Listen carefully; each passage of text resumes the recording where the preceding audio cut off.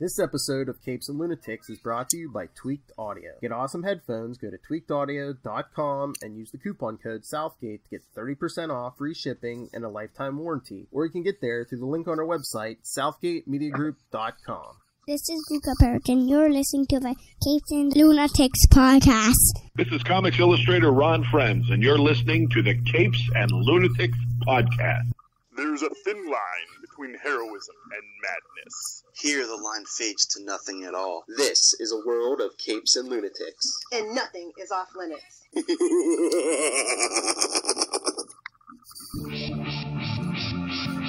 Look at that showman, Charlie Esser.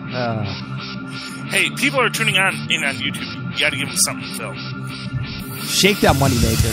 Anyway, yes, welcome back to the Capes and Lunatics, episode 145. I am Phil. As you just heard, that sexy beast, Charlie Esser is here. Charlie, the Professor Esser. And my brand new headset. The Queen of Florida, the Mistress of Pain herself, it is. Hey guys, it's Lilith Hellfire. Ooh. An army of armadillos. If only I could master the armadillos. That'll be the dream. That's like her number 1 and 2 on her wish list. An army of something and a bazooka. That's her new thing. She wants a bazooka.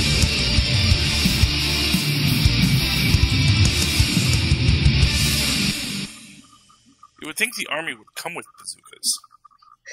Well, I don't. Can armadillos use bazookas? A formal military, maybe, but I don't think the armadillos can afford a bazooka. I was gonna say you need an army of something with like thumbs and like whole hands that can hold bazookas, dude. Do not underestimate the armadillo. Oh, I don't. Armadillos with bazookas on their back. Is that like frickin' sharks with frickin' laser beams? With lasers. That is the new sharks with frickin' lasers. Man, but bazooka-toting armadillos. If this was the 80s, we would have a really, really good comic idea. All right, so. I mean, everything 80s and 90s is popping right now. So, I mean, we could totally be the next Teenage Mutant Ninja Turtles. Yeah, bazooka-toting armadillos, man. So that'll be as I'm taking notes for this episode. First item: Lilith's plan for world domination. All right, I need to hear her gloat. Lilith, we just got the news today, just a few hours ago. Dan Didio out at DC Comics. Party in the front. Finally, the madman's grip has been removed. I am celebrating, but I have to wait until Lent to actually drink. I think it's next week, isn't it? Yes, it is. Party in the front and the back. Wednesday. So wow, man. So Mardi Gras without drinking. So Dan Didio, Lilith Hellfire, has a message for you. Suck it. I'm not gonna gloat because that's not the type of person I am. But I have been waiting. I've been waiting forever. Oh, practically since 2010. I have been waiting for him to be gone. Oh yeah. He made one mistake after another, and it just and he pushed all his passion projects to the front that weren't good. See Metal. Fight me if you like Metal. I don't care. It was trash and a waste of time and events. So after a short 10 years of solid employment for a major corporation, he's out on his butt. Mwah! Oh, tell me he doesn't have a golden parachute. I mean, hey, no one likes to get laid off. I'll admit that, but Oh no! But I don't want the workload all on Jim Lee either. So it's going to be interesting to see because he's kind of notorious for hard to work with. So on the executive level, not as like an artist writer kind of relationship, but on the executive level. So Jeff Johns, or are they going to pull someone? No, Jeff Johns likes to play in his sandbox. He really doesn't want all that responsibility. If you've noticed, he just wants to make rainbow core, green emotional lanterns and whatnot. Make sure Barry's parents are dead. Everybody else. Oh no! He's into that. You wait. Oh no! You know who they're going to replace to Didio? Greg Berlanti. Let's call Greg Berlanti. Screw it. He's on the payroll already. You know who they're replacing to Didio with, right? Bendis. You shut your filthy mouth. Hey, the man. Lilith, man maybe is he'll a do. fantastic producer. It's one thing to produce. It's one thing to be a puller of strings and to find collaborators that are willing to collaborate. It's a whole nother thing to be doing what, I don't envy that job at all. It's a lot of hassle. It's a lot of headache. It's a lot of long hours. Nobody likes the editor-in-chief. That's what this guy was, right? The editor-in-chief? He's like co-publisher or something, co-publisher. He was some bigwig that was in charge of stuff. And he was rubbed his Didio all over it. He was co-something rather with Jim Lee, yeah. Yeah, and the thing is, but that's the thing. It's like, no, that job is a job no one likes. Because you not to be that person, but they definitely need, oh God, the corporate person in me's coming out. They definitely need somebody that's going to have synergy with Jim Lee, because I think it was a lot of friction. And I just kept wondering, how is, when the AT&T merger happened, there's lots of open letters and complaints about Dan. That's like an open secret, I guess. So it was just I was just waiting, what, why is he still here? He's a problem. He's a problem ticking time bomb a la Ben Affleck waiting to happen. So I'm just what is going on? And it finally happened for me today. Well, okay, so let me just sell the Bendis angle on this whole thing. No. Which is, they already spent Look, if that means he doesn't have to write Superman, give it to him. I don't care. And first he gives up Superman to do that, yes. And give me more Wonderline comics. Fine, done. So you know what? Yeah. He's gonna take over, and he'll have his name on something. He'll have his name on a lot of. He'll stand lead up. Brian Bendis presents all the stuff other people wrote. So Boisterous Bendis presents. Yeah, but he's gonna stand there and he's gonna say, "Here we go. This is what's going on. You got your arc, and here's your story, and I want you guys to start sprinkling in this kind of a thing, because this is something we're going to be doing in about 8 years." I'll give you this. Bendis is a ham, and I mean that in the best way, because you really do need to be a showboat for this position. You need to, shake babies and kiss hands, Exactly. And he's good at that. He is good at that. Exactly. And see, this is what I'm saying. I get the feeling that really the whole Superman thing was maybe just a test run for Bendis. Maybe they've been thinking about this the whole time. I think the Wonderline comics was actually the test. Oh, yeah. It's not necessarily Superman. I definitely think it was the Wonderline comics. Oh, so that has done very well. That has done great and had great. It was critically reviewed and the fans liked it. So they've been grooming Bendis for the last 2 years or whatever, thinking, hey man, we could replace the Dido eventually. And that's that. Or Jim Lee. Honestly, it could have went either way. The way that I understand it, it could have went either way. So it's Friday afternoon. He's walking out the door. They're like, "Oh yeah, hey Dan, by the way, don't come back on Monday. Bye." I'm curious to see if he actually shows up at C2E2. Oh yeah, because that is the real thing because it's. Well, he was supposed to do something about people. I don't know if it was business owners or whoever were supposed to talk to publishers. So I guess he was supposed to be there as one of the DC publishers. So I'm sure he's not going to be there in that capacity. Well, I mean, it'll be. Oh no, is he going to try to get a job at Marvel now? Marvel doesn't have time for that. The mouse will go time for that. Listen. I'm not a fan of his work. I don't like it.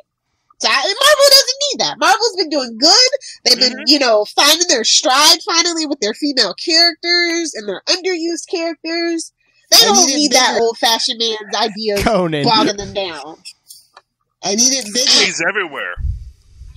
So, maybe he needs to take a 5-year break and just not.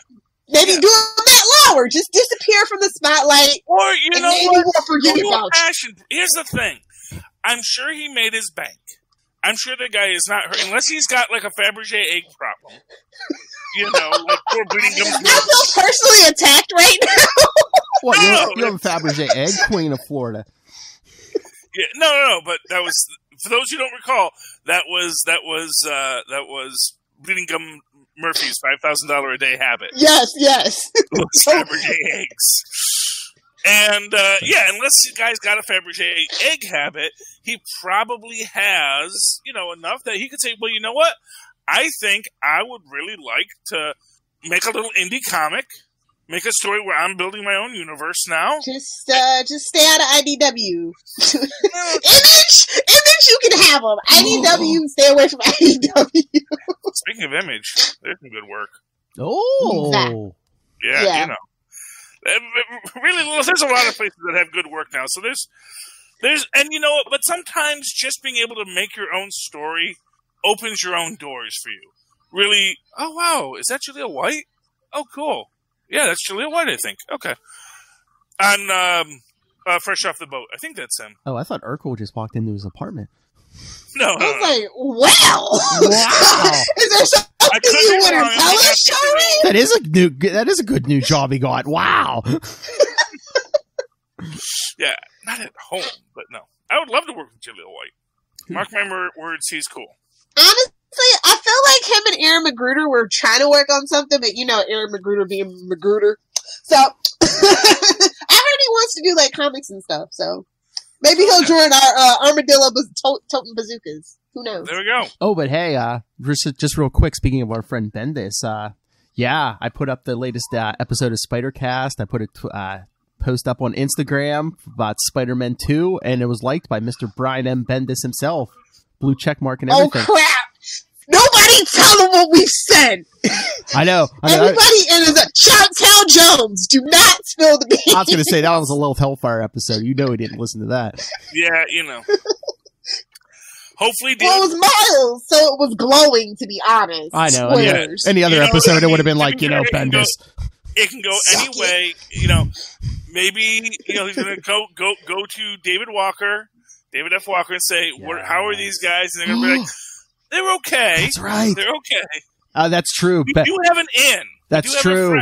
Yeah, because Mr. David F. Walker has talked to Charlie Esser, not Lilith Hellfire. So yeah, maybe there's a chance. Exactly. Yeah. And you know what? Like I said, get David Walker on the phone. That's Bendis. Get David Walker on the phone. Yeah, I mean, honestly.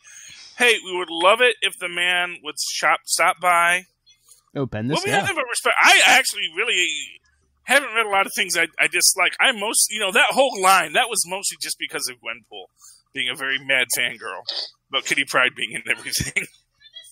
Yes, I can see that. Yes, and yet Bendis is gone, and what's Kitty Pryde? Oh, this entire center of the X-Men universe right now. So maybe it's not just Bendis. Maybe everyone is liking it. Well, Mark Guggenheim started that, to be honest, and just kind of ran with it. So she's actually underused. She's a really she's a great point of view character. She's funny and witty, and like she's almost a manic pixie dream girl, but she's not.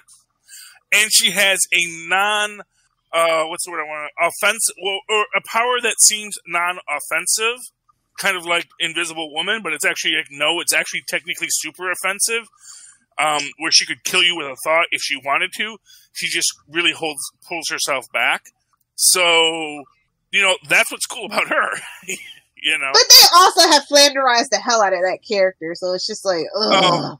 You gotta find a person that has like a real true passion, like that can see the good and the bad of the character, because I hate a Mary Sue. I hate a Mary Sue. See my comments about Felicity on Arrow. I hate it. And Gary Stu's too. Yeah, well, everyone hates any character that doesn't seem to be worth the power to them. That's always a little rough. Although, then again, at this point in Kitty Pryde's life, you can argue this woman has been an X-Men most of her life. She has been in all kinds of crazy situations.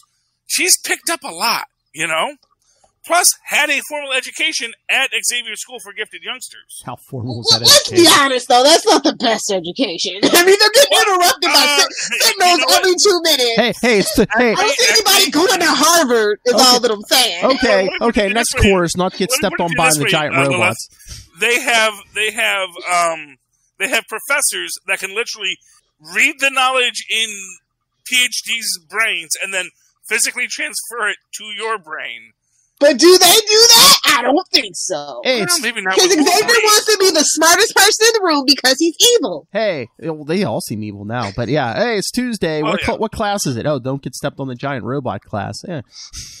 And to be fair, that's actually a useful... The dangers of that's what you call life skills in the Marvel Universe. They probably have that at John High. No, yes, you definitely need to learn.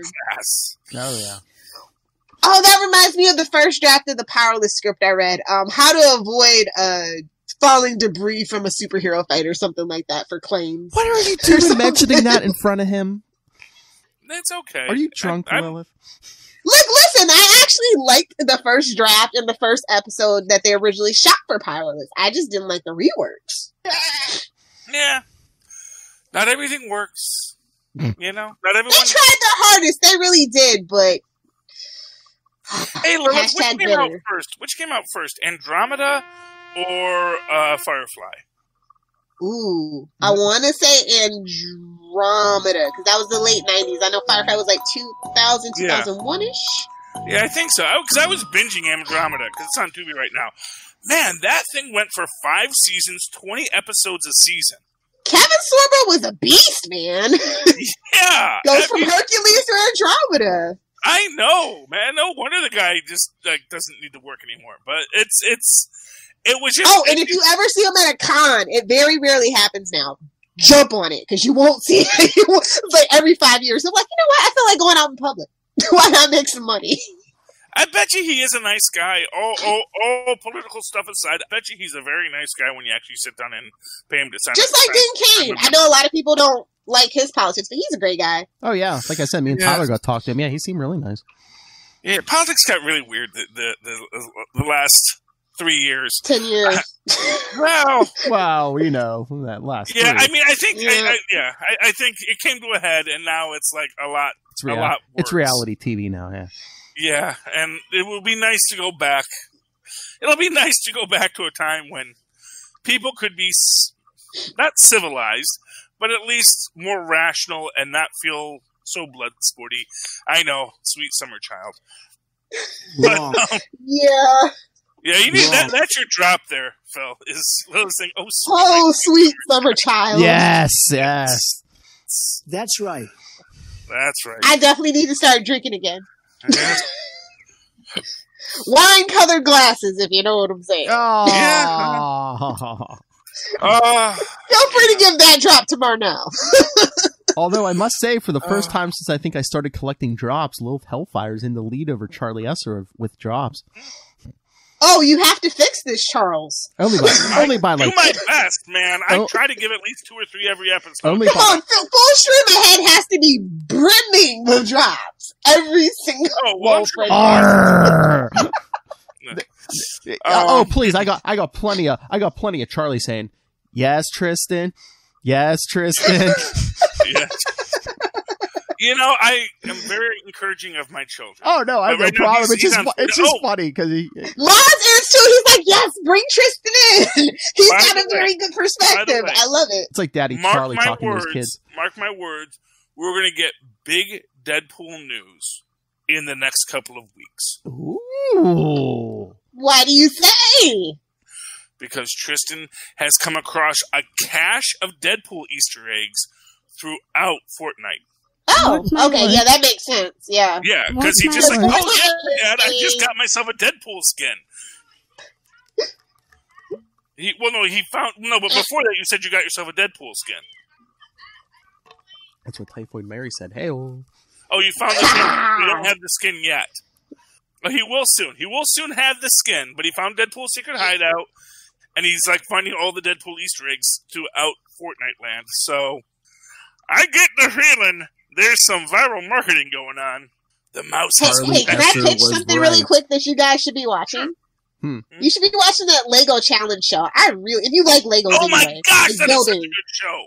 It's like cooking. Philip, have you watched it yet? No, we've been meaning to, and we keep forgetting to. But yeah, it is good. Oh, does Luca like Lego? It's amazing. Like, holy crap. He likes them a little bit, but I think the interest is about to ramp up because they're going to be starting, I guess, some project in art class where they're going to be building a castle with Legos, and I guess they're going to be painting and everything too. Oh yeah, Lego's investing, man. Lego knows its market. Oh yeah.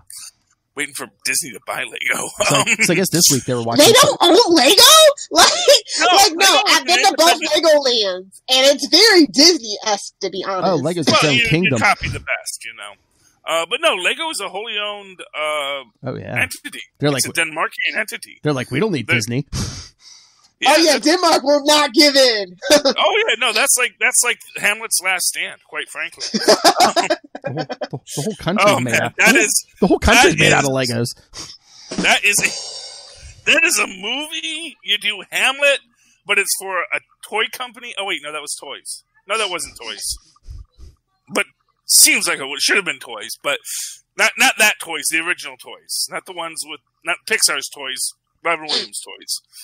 Oh my lord! Can I know I keep bringing this up. Lilith was talking about TV shows, but yesterday I watched Picard episode 5.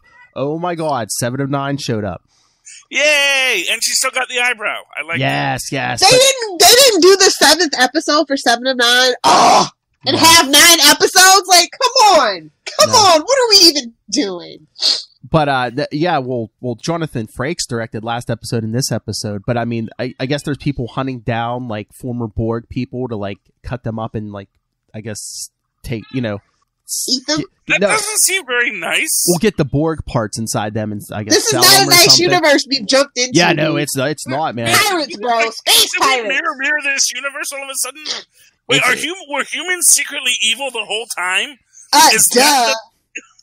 Charlie, come on! So basically, like 7 of 9 is going around the galaxy, the universe, forcing our morals on everybody. Yes, we were the bad guys the whole time. And you know who did that first? They were the original Borg! Who did it first? Andromeda. Oh. There's a whole storyline about how for all of the different, because they've got the Magog and creatures that lay eggs in humans. Well, it is a Gene Roddenberry property. It's basically when they kicked him off of Star Trek, this is what he was working on. and well, this was actually after he was dead. This was Major Barrett taking some old scripts and cashing in. But there's a whole thing about how the worst people to conquer you are the Nietzscheans. Because the Nietzscheans, for all of their superior genetic storylines, at the end of the day, they're still human. And there's no one who can torment you like a human. And they go into the whole little things about crucifixions and electric chairs and the way that the Nietzscheans really went all out. But yeah, no, Picard was... Did you ever watch Earth Final Conflict? Because that's the other Gene Roddenberry property. Oh, I know. I never got past Andromeda season 2, but I watched all of Earth Final Conflict. Yeah, I mean, I watched all of Andromeda, but it's, it is. No, I never saw Earth Final Conflict, so, although I do remember Earth 2, because that had Tim Curry in it, so, in a small role. It's a Gene Roddenberry night, it's fine. Yeah, it's all connected somehow. Wait, sorry, there were so many good shows in the 90s. It was. But hey, do you remember that X-Men knockoff that was also in first syndication run? Wait, which one? It's the guy with the white hair. I only know that one. And it's actually got James Marsden in it, if I remember right. That wasn't the remake of the Tomorrow People, was it? No, oh god, no. We don't talk about that. It wasn't show. Generation X, was it? No, it wasn't Generation X. It was just Mutant X, actually. Yeah, it was just Mutant X. Oh, it was Mutant X? Okay. Yeah. There's just too many. That must have been a Fox property. They had the rights. They were... First run syndication was a madhouse in the 90s. That's all I know. All right. Saturday afternoon if you didn't have cable. Poor Philip. You know what I really liked was, what was it, Cleopatra 2099 or something like her. The one where the stripper gets frozen and goes to the future and Barbarella starring Pamela Anderson? No, it was called Cleopatra 2999 or something like that. But it's in the same universe. It was in the same, well, not the same universe, but it was in the same Sam Raimi creations, along with it was actually would do with the adventures with was it the Adventures of Blackjack something or other with the chin. Okay, Bruce Campbell? Bruce Campbell, yeah. Bruce Campbell had it's sort of like a steampunk Wild Wild West, but set in like just after the Revolutionary War. They had Mini-Me as Napoleon. It was a great, great show. Poor Philip. What do you need, sweetie? I was in the middle talking about Picard, and you people hijacked it. Okay, Picard, yes. So 7 of 9 was in it, you said. And then apparently humans are, like, evil. Yeah, well, like, You know? they're going after former Borgs for parts and stuff. And I guess 7... Wait, are they going after Borgs for parts, or are they, like, ridding them of the sin of robotics? No, former Borgs. They're cutting them up for the parts. Who wants the parts? That's the question. Well, I believe... Well, if it's the big bad... Are these androids wanting the parts? No. It's people selling them. Oh, so it's like the black market. Yes. So it's like the old black market gene trade back when they outlawed being an enhanced human. I don't know. Well, I know there's. Now it's like, now we're going to outlaw being a cyborg. Well, they did show some people are selling them for parts, but we are getting stuff Humans with are so racist. But we are getting stuff with the Tau Shi'ar too, and I guess because there's a big secret about the Romulan. It's like, why don't they haven't revealed it yet, but it's like, why don't the Romulans have? They've never had artificial intelligence and stuff, and I guess that's going to be a big thing. But no, 7 of 9's like flying around the universe, like trying to protect these former Borg. And in the beginning, because she's got a mad on for this one chick who's selling the parts because this woman killed. Everyone ready for a spoiler? She killed Icheb. Remember on Voyager those Borg children they rescued? Oh, the oldest one. Oh, they killed him. Ripped his eye. They actually show that they're like pulling the thing out of his eye and stuff. So how many more episodes until I can actually download CBS Access? We're halfway because season 1's 10 episodes. This was episode 5. All right, remind me of episode 10. Okay, and then I know they're getting a season 2 already. So yeah. I mean, here's what I'll say. Having no real, I think they're trying to split the difference of the Abrams version of this universe and the traditional Roddenberryan. Which really, they kind of already said it. They actually, I mean, and if we're honest, very first episode of Next Generation, when you have Yar talking about the rape gangs on her outer colony world, it's like, oh yeah, there was darkness in the Roddenberry Star Trek universe from the beginning. The man understood, as we said, humans, they were evil the whole time. Well, I know they said too. I mean, it's not like one and done's a lot like a lot of Next Generation was. There's like a big overarching thing. I know they said they've been trying to do this show for a while, and I guess Patrick Stewart. They said Sir Patrick. He's Stewart. finally done with the X-Men franchise, so we can have him back. Well, no, when they said too, he didn't want to come back unless it was like something different than I was gonna say Seth MacFarlane money dry up. No, please, he'll be with Seth MacFarlane. Oh, please! As long as they need a director of the CIA, that money got to keep rolling. Or the voice of Baby Susie. I was gonna say, you get them young wives, man. You got to keep that money rolling in. Yeah. No, actually, I really think the whole thing with Marvel is just that he's looking at it. Is like, look, first off, I think that was a face-saving move because he is 172. I know he's looked old since Dune.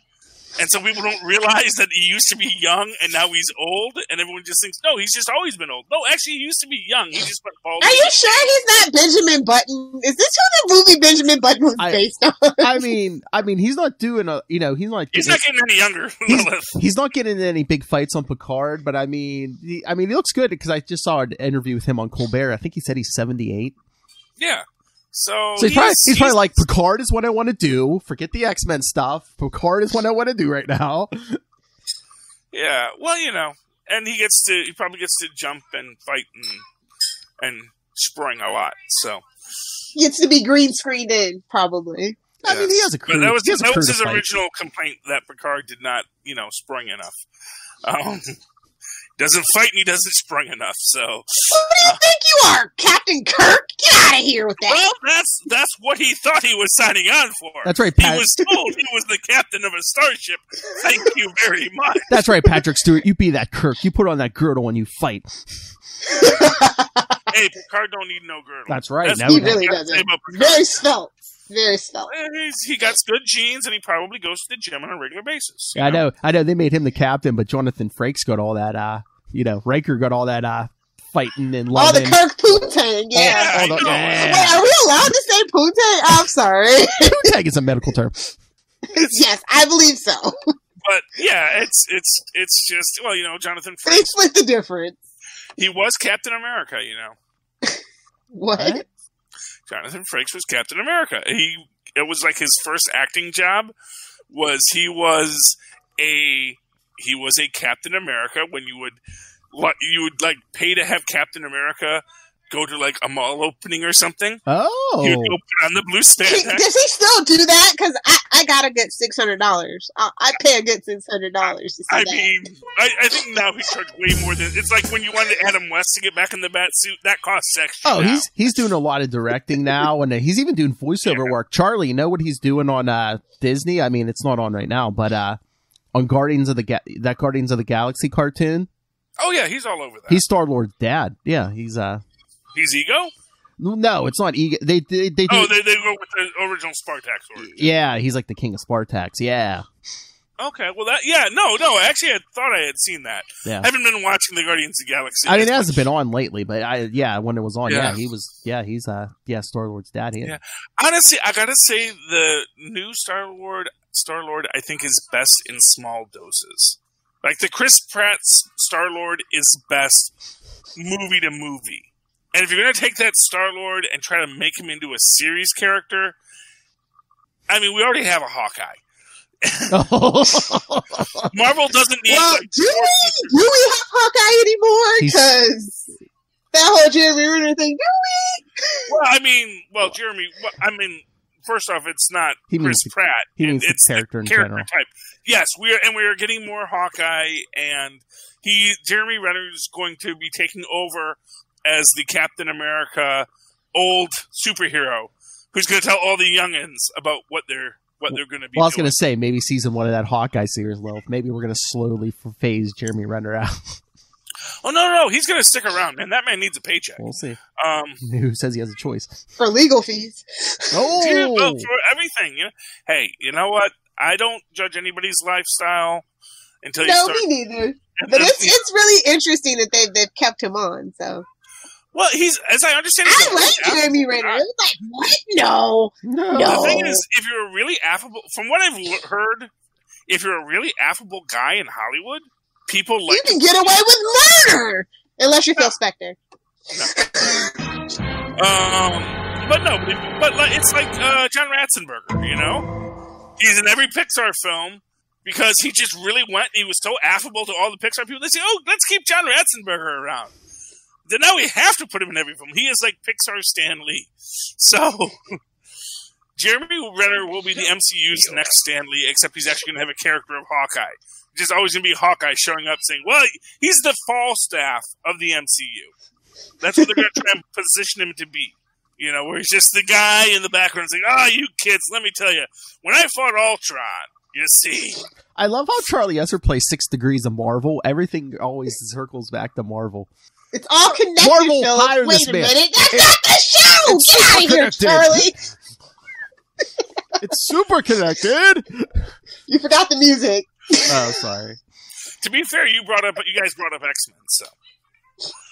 Like he cares about X-Men. He's like, that's just my in, you see? It's super connected!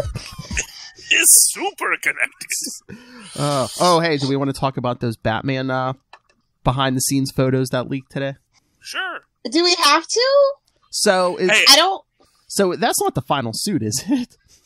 What is the suit? Well, one, there was no cape. Are they going to see? Yeah. Are they going to CGI cape in there? Oh my God! No! Have we not learned from Superman? Nobody likes the CGI cape. I don't. First of all, I didn't even notice it wasn't a cape. Maybe it gotten ripped off in a previous scene. I don't know. You know, not for nothing. Capes aren't necessarily as useful as you'd think.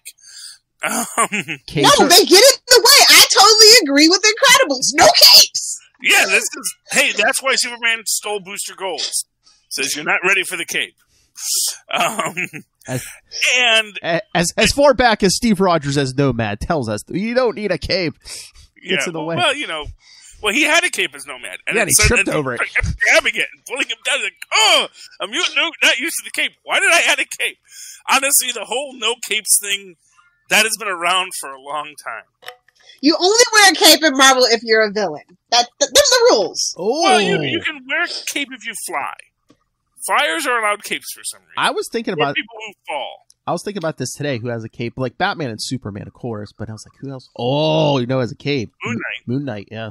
Sometimes. Well, again, he is Marvel's Batman. Fight me, Ray! Oh, don't you Moon Knight nerds knock it off. Yeah. I mean, he's Marvel's Batman in the sense that Marvel maybe wanted to make fun of Batman. But do we really need that? Because DC did that by making Green Arrow. Oh, what is? It's kind of redundant. Well, that is funny because I put those pictures up on our Facebook today, and we did get feedback from some of Ray's listeners. Noel Ray gives all his people nicknames. So shout out to Noel, Looney Tunes Tate, and the Power of Chad. I think it was Chad who said he's like, yeah, that Batman costume's looking more and more like Moon Knight. Almost, not the same color, but. I mean, I don't think so at all. First off, it's heavily armored. If anything, I'd say it looks more like Crossbones than anything else. It looks like a guy trying to keep himself from getting shot while he's fighting people. Well, it's very Punisher with the bat cycle too. Yeah, it's very Punisher. And like before, like when they did that thing with the guns on the chest, people were saying like the mask and stuff is looking a little, Daredevil from Netflix almost. I actually thought the mask looked almost cloth. Like it was almost like the 1930s Batman's mask, like the serial Batman. Oh, hang him off the bat plane, Lilith. Yes, put him in the trash compactor. Yes, if they go there, I'm sold. I mean, honestly, I think they're probably and people have said it was like year zero, and I'm not sure quite what year zero is. Well, zero year. It was kind of it was like another. You have year one, you see. Well, it was the New 52's take on Batman's first year. So exactly. Yeah. Well, here's what I'll say. First off, the only comparison I see between them is like apparently both rode motorcycles, which I think you could just say, "Wow, he looks a lot like Captain America." Well, it didn't look like he had like arrows or like little crossbow bolts like on his wrists and stuff. Like in that one, like basically he was low tech and like he was carrying a bow and arrow for a while. So still in Ollie's groove as always. Because in that one, the Riddler takes over the city and basically all the tech is like riddle based. Yeah. Okay. He took all the Joker stuff and put question marks on it. So that's my question. That's my question, Lilith. Are we mixing New 52 Zero Year with Long Halloween from late 90s? Or what are we getting? I mean, I think that doing the Long Halloween as like your first outing might be a bit much, and they haven't learned the lesson of stop putting so many villains and everything. It's going to dilute the focus, but that's just me. What do I know? Well, that's the other thing. They're like, are they going to do that Arkham Asylum story too? So it's like, that's DC's They try too much because they're so afraid they're not going to get a second movie because they probably won't. That have to throw everything in the last couple of years, that is DC's biggest problem with those movies. They keep trying to add too much to every movie. See, Birds of Prey. Harley Quinn in Birds of Prey. It's Batman v Superman. Justice League. It's take your time, people. Again, love or hate Disney and Marvel. They take their time. They're like, okay, here, save this for the next one. They got a late start, and they don't want to have people. Yeah, they don't want to take the time to catch up because Marvel had a lot of failures. Marvel had a lot of stumbles along the way. Well, so have they. They've had one win two wins. It's called Wonder Woman and Shazam. Yeah. And had a very good batting average. Well, you know what? 2 of 4? That's not too bad. Well, there's Suicide Squad. There's Harley Quinn. There's Batman v Superman. Yeah. There's Justice for those League. who related. First off, Aquaman. Aquaman made bank. It made money, but it made money. But its main character, and it had a lot of people who liked it. Look, it's like Harley Quinn, and all these people like, "Oh, how can you hate Harley Quinn and the British fan?" I'm like, I still say they sent it out with reels missing. That happens. That happened to Bloodhounds on Broadway. That's why it had horrible reviews when it first came out, because the review copies were missing a reel. And everyone says so disjointed. Nothing seems to make any sense in this film because it was missing a reel. I think, although films are digital now, so I don't know how you miss a reel in a digital film, but I'm going to give them the benefit of a doubt and say someone lost a reel. And that's what happened. And so that if you go to some theaters, they have the full Birds of Prey, and it's a much better film. But myself, I went to the one that was missing a reel. And so And I will say this much, I give them great respect for showing constraint to not play the Popeye theme as Harley Quinn inhaled the cocaine. So... I don't think they had the rights to that. I was gonna say, they don't want to pay for it, probably. They didn't want to pay for it. Because they're not made of money, you know. Deadpool, they would have found a way to get the rights to the Popeye theme. Oh Lord, but yeah, I mean that's DC's big problem. I mean, too much too soon. It's like, again, look at the MCU. They started with Iron Man. They could have had War Machine in that first Iron Man. They said no, let's hold off, keep it for the Iron Man 2.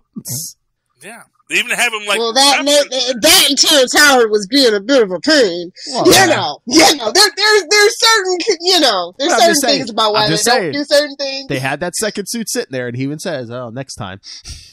Yeah. It won't be you, buddy. Sorry to break it to you.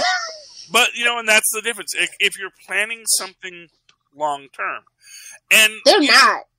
Well, I think they were at one point. I think they at one point had a plan. And then they panic. Let's see what sticks to the wall.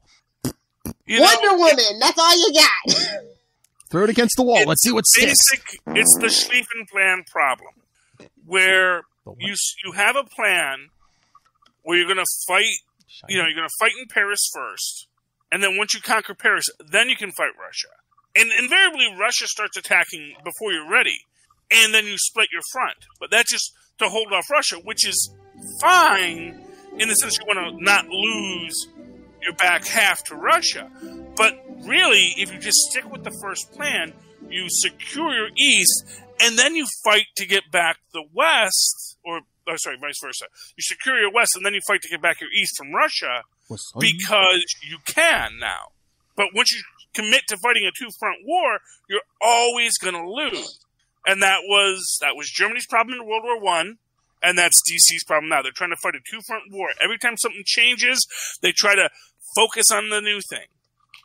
And that's a problem. How soon do you think we're going to be getting the second Joker movie? The end of this year? Are they throwing it together that fast?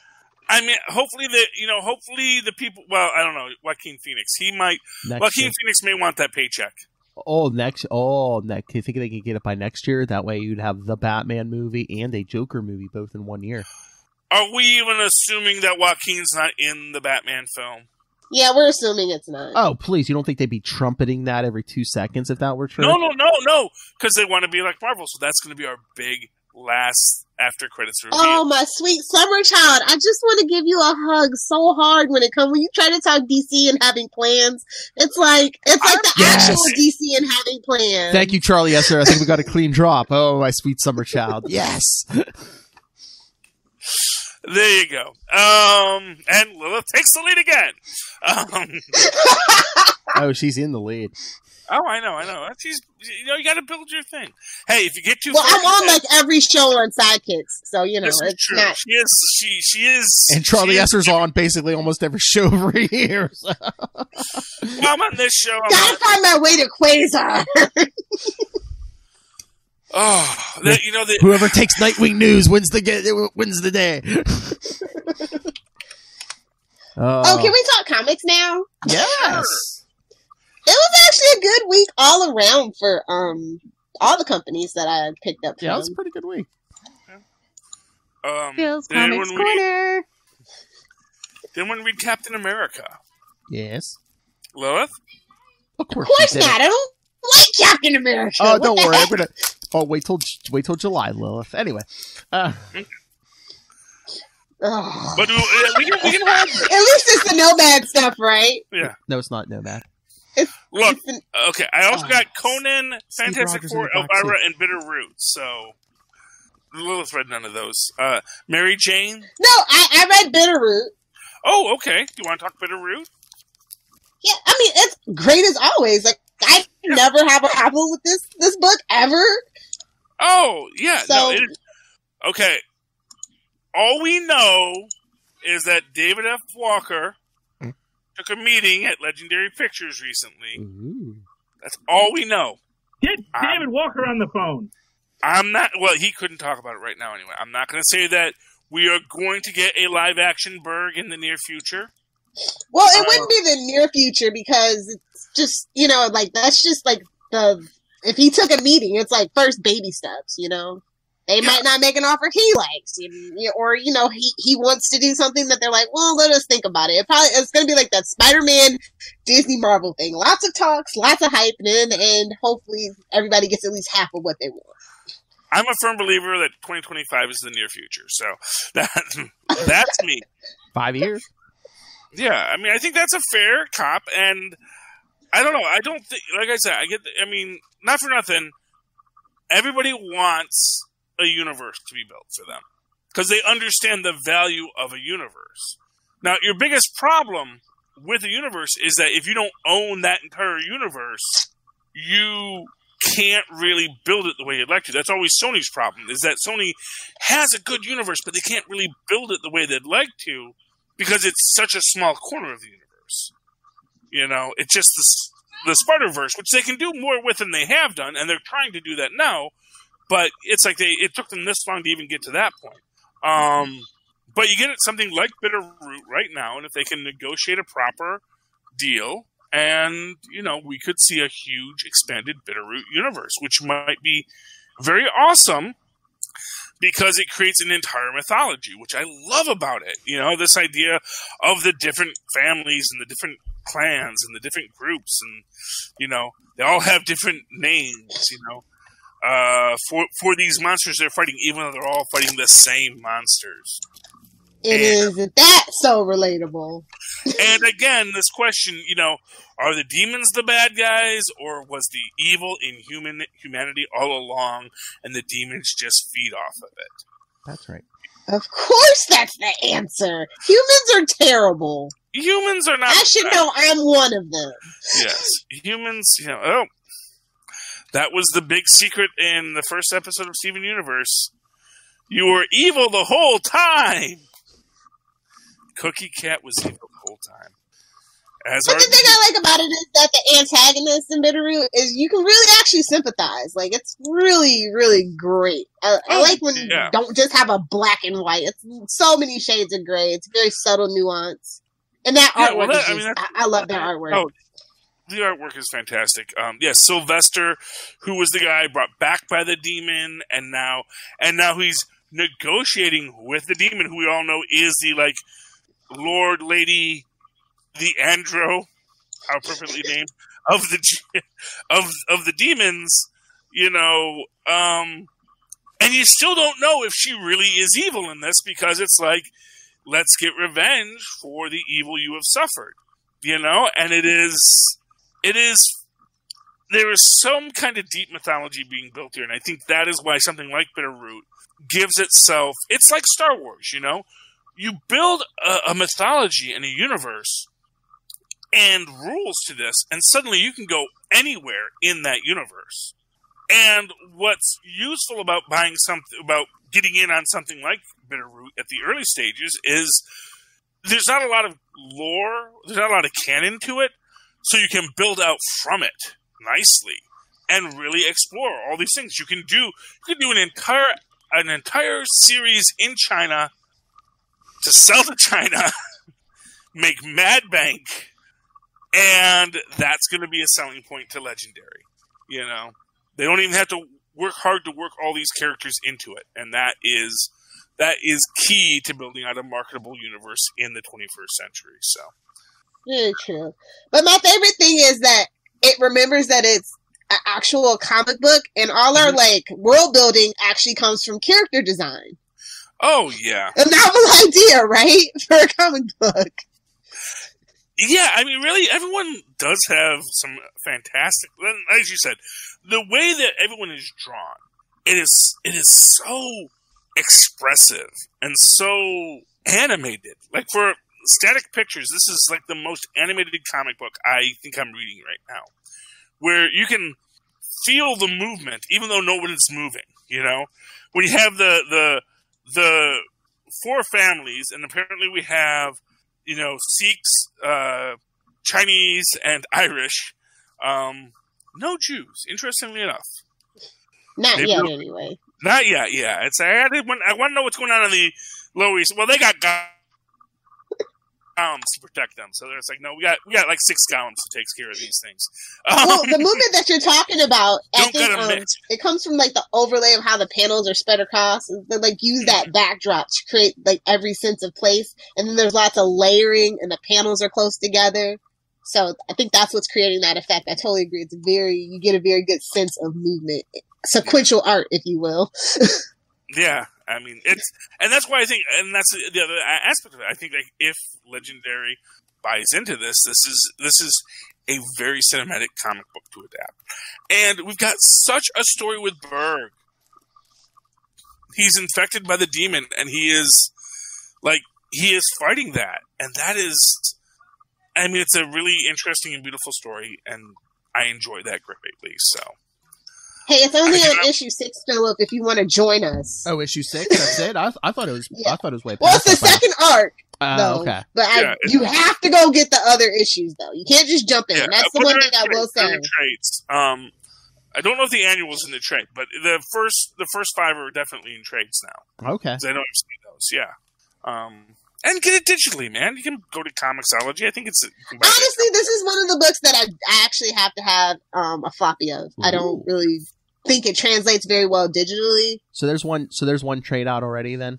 I believe so. Oh, maybe I'll look online. I believe I've seen the original Bitter. I think I've seen the Bitterroot. Yeah, I saw it too. After the first 5 stories. It's usually like next to like all the Buffy and Angel crap. I was gonna say maybe tonight. Yeah, maybe I'll go online, see if Barnes and Noble or somebody even has it. Yeah. Okay. Give it a read. I think you'll enjoy it. Yeah. Oh, hey, can I talk about probably the most hyped book this week? Sure. Yes. Batman 89. Lilith knew where I was going because, what is it? 2 panels she's in. It's the first appearance of Joker's new sidekick Punchline. My guy at the comic book store said this is already going. Well, at least Wednesday it was online. It was already going for $45. What idiot's buying it for $45 the day that it comes out? I don't know. What idiot? I know, because I walked into the store and paid idiot regular that doesn't price. know that a pull list exists? I know. Well, it's Marks. I mean, yeah. I mean, that's the first group. And then, like, people, I guess, maybe there's only one comic book store in, like, a 40-yard area. I mean, I don't know, Lilith. I don't know who's going to pay $45 on the first day for a comic book. But, I flag those on eBay, just so you know. It's me. If I see that you're being unreasonable and deceptive, I'm going to flag you on eBay. Nice. Baby. So, if you ever got flags, and it was comic book stuff, it was probably me. Yes. Spoilers! Lilith Hellfire, the eBay Avenger. You know where, just as a completely random thing, I actually, like, worthless coins, but that you might think are old. Like, I have a 1936 copper penny, because I always save the wheat pennies when I find them.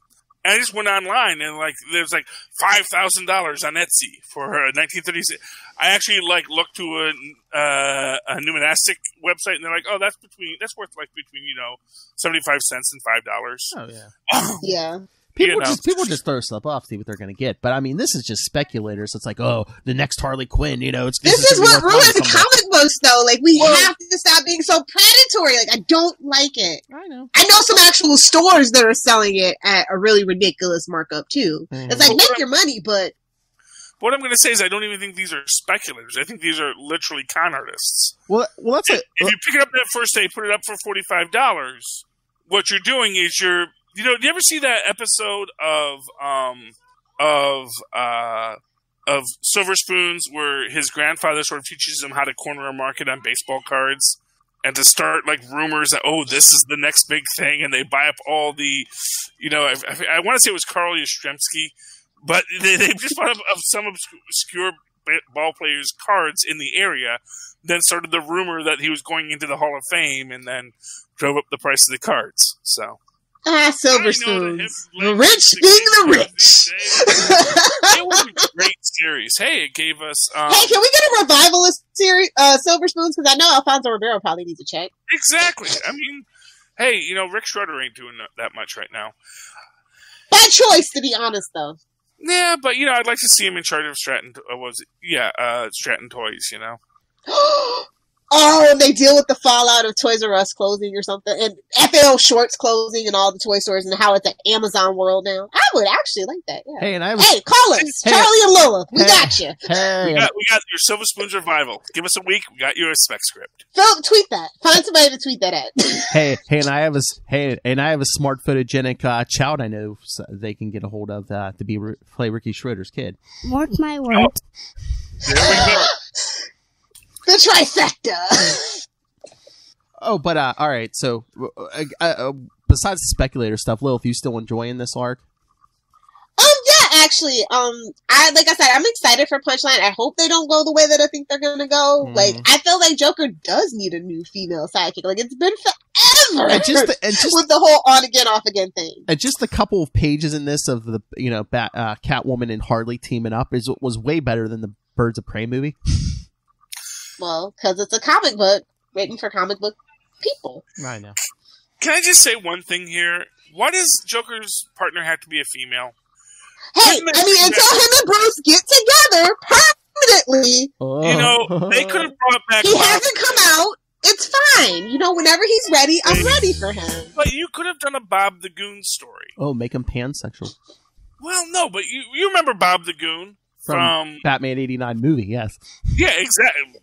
Gee, that would have made sense. Oh, missed opportunity. We'll see you at 189. Hello. Yeah, but and the idea, and you could even have Bob the Goon be kind of a Smithers, or have and just have that kind of a thing where Bob is like, no man, Joker's my man, and also having Bob the Goon be totally straight, like straight laced, in that concept, like no, he's the clown man. I'm the straight man. I'm Bob the Goon, and I do what Mr. J tells me. I do my job. I'm not a fancy man. Exactly. He's the opposite of Alfred. Aha! He's the opposite of Alfred. He's the opposite of Harley Quinn. It's like, do something different. It's like, I'm But come on, all the fanboys just want another sexually drawn woman in scantily clad clothes with clown makeup. It's a fetish. It's a thing. I know, and Steven Universe already introduced Spinel, so little late to the game with punchlines. So that's all I'm saying. All right, we're going long. So how about a book I'm sure we all read? Amazing Mary Jane #5. Yeah. Heck yeah. You said heck, right? Yes. Yeah, I said heck yeah. Okay. Protagonist armor for the win.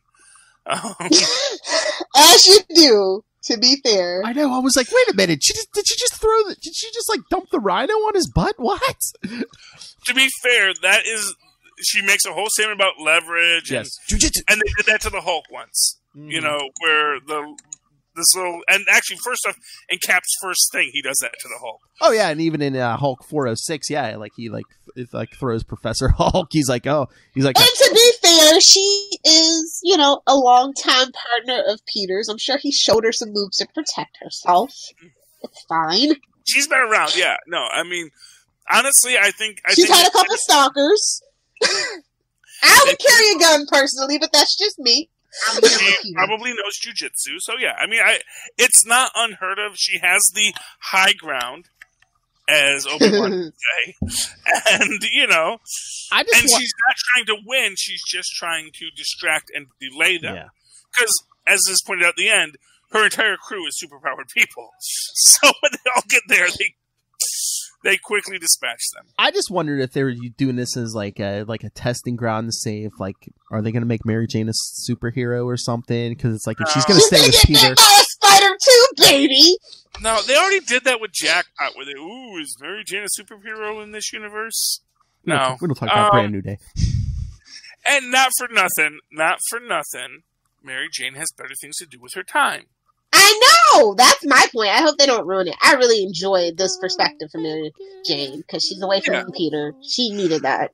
I mean, for what it's worth, although she's like all gooey-eyed at him in this, but like if she knows if she wanted to do good in this world, probably could do way, way more being an actress. Rich and beautiful? Yeah. She could be freaking tweeting things and, countries she could be doing the goop thing, yes. Exactly. She does not need that. Basically, radioactive spider bites, that's not really a superpower. That's just, now you're super strong. Okay. You can punch people. Good for you. You know? Sometimes there's more powerful things than a punch. And I think that's what they are wanting to explore, but I just hope the suits don't interfere and say, yeah, put her in a suit. Oh my lord. What if she does get super rich and like she's like funding like superhero teams or whatever? The Avengers West Coast. Well, we'll have to see how much money this movie makes, because one thing we've learned about Marvel Comics is you don't really need to have a reason to be rich to get super rich. Yeah, so Tony Stark loses. I mean, it's like America. I mean, you can make money on ShamWows. I mean, you know. Tony Stark has like lost and regained. To be fair, like although that is a least. product of Germany, so that was not a good example. ShamWow. Well, you know, flex tape then. I mean, there's so many if you stay up late enough and don't have cable. I know. To be fair, Ron Popeil is like the real world Tony Stark, except he made like products that everybody wanted. So, you know, you guys know who Ron. To be fair, there is a market for guns being sold to our enemies. Just to be fair. Yeah, and that is fair. That is fair. You know. Fight me, nerd. And on that note, Philip, we can wrap it up for you. Wrap it up. That's right, because we can talk more comics on super connectivity if we get through the big list of topics Charlie Esser gave me to go through. And then you reminded me of 3 more, Phil. You know, Phil, if there's one thing you know about me, we could start with no topics and we'd do a 2-hour show. Oh, yeah. You know. I know you. We don't even have to have a list. Yeah, I know. But it helps the notes, I know. Charlie Esser's a showman. I have the gift of gab. All right. Yes. That's right. Wait. There is just one more book I want to shout out. It's a Dynamite book. It's Red Sonja, Age of Chaos #2. It's super good. This is a good time to get back into Red Sonja. That's all I'm saying. And I'll leave it alone. I love how you're like, come on, Phil, wrap it up. Then you're like, hey, I got one more book. No, I mean, okay, you know me. I feel so many ways about Red Sonja. That's all I can say about her. It's like I want her to do great things, but I'm also but not without coding. Yeah, it's like when G.I. Joe wasn't at Marvel, and I was like, that's not Larry Hama writing that. Who are these G.I. Joes? Those aren't G.I. Joes. That's something. They're G.I. Schmoes. Yeah, exactly. It's like, you know, some things I'm like, I want to like them, but I'm not sure if I really do. I really love Dynamite's take over Red Sonja. I feel like it's very respectful, and I honestly feel like they secretly get copies of like Conan books, and they kind of like sprinkle little Easter eggs in there or something. Like, I don't know what's going on with that, but they're playing really close to the vest with that. So I'm waiting for the Elvira Red Sonja team up. Oh, it's coming. Sexy. It is coming. Well, you know, this done a whole bunch with time travel arcs recently, and crazy mystical door openings, and they said her next book is going to be an awesome team-up book. So, mark my words. What? Elvira Red Sonja from Dynamite Comics. Look for it. Oh, I'm not fancy, man. There we go. All right. So we done Love Hellfire? Yes. All right, everyone. So send us your thoughts on everything we talked about tonight and any upcoming stuff. What do you want us to hear us talk about? Email us, capesandlunatics@gmail.com. Call the voicemail, 614-382-2737. That's 614-38-CAPES. Follow us on social media, Facebook, Twitter, Instagram, and all of our shows. Find it all in one convenient place. That's Linktree, linktr.ee/capesandlunatics. And remember to support the sponsors: Tweaked Audio, Hunt a Killer, Pod Life the Book, now in digital and paperback. Find it all on Amazon. And when you do, use the Southgate Media Group link right here in the show notes. Look down. And use that when you order the book. And to help us and Mr. Robert Southgate bring you such fine quality products as the Capes and Lunatics podcast. Lilith Hellfire, Queen of the Armadillos. Where can people find you and send you bazookas? Yes, if you know where I can buy a bazooka or learn how to tame armadillos, please feel free to find me on the interwebs at Lilith Hellfire via Twitter or at Lilith Hellfire 69 on Instagram. I need it bigger. Okie dokie. I hate you so much, Philip. Suck it. Charlie Esser. Well, if you'd like to write to me in the old-fashioned email way the way our moms and pods wants to do so at superconnectivityblog@gmail.com. That's superconnectivityblog, all one word, at gmail.com. Of course, follow me on Twitter as I live tweet political debates and Agents of S.H.I.E.L.D. when it comes back and other things. And I can't live tweet The Hunters, but I'm going to be watching it. And me and Maz are going to talk about it. At Charlie Essa, that's CHARLIESSER. Look for the 2 E's in the middle. For quality. Bing! Thank you, Maz. Thank you, Moz. Another successful week in the books. So, yes, for another week, we have been your capes, Ampersand, Lunatic, Cha-ching. You know, we really didn't go that much long because we kind of started a little late. Yeah, no, we're good. We're like still hour and a half, you know. Normal.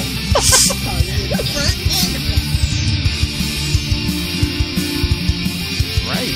Cuts down those signs. Who needs a big episode? I need it bigger. Hey, Will.